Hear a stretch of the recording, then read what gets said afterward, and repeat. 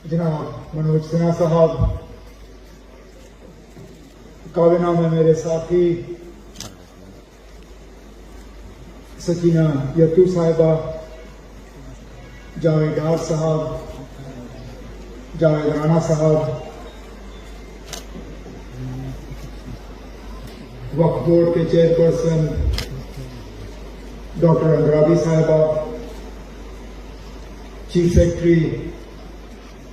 Government of Jammu and Kashmir doctor Dulloo साहब, director general, या किसी से कहते हुए सुनते हैं कि मैं अकेला ही हूं, एक ही हूं, क्या कर सकता हूं, अकेले क्या बदल सकता हूं। लेकिन वो बात याद रखिए, जब हमें अपने घर पर अपने तिरंगे को लहराने की इजाजत नहीं थी, मुल्क का कानून ये था कि सरकारी इदारों पर मुल्क का झंडा लहराते हुए दिखता था, सरकारी मकानों पर मुल्क का झंडा लहराते हुए दिखता था, लेकिन अपने घरों पर, अपने दफ्तरों में, अपनी जगह हमें इस झंडे को लहराने की इजाजत नहीं थी। और इस मुल्क का एक बाशिंदा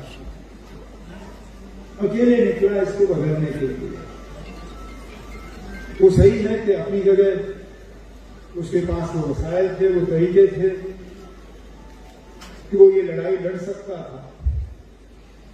लेकिन लड़ाई लड़ने का इरादा उसको कहां से मिला? वो अमेरिका पढ़ने गया था और वहां देखा आसपास उसके जो दोस्त थे अमेरिका के, उनके कमरों में उनके मुल्क के झंडे जो है वो नजर आते थे,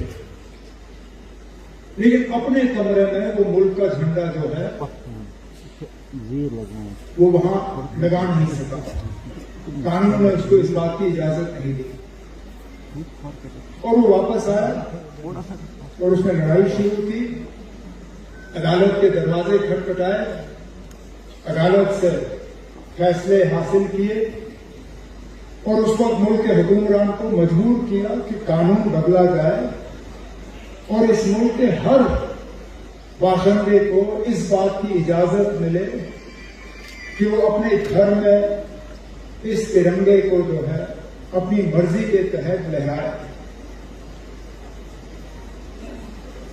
कहने का मतलब मेरा यह है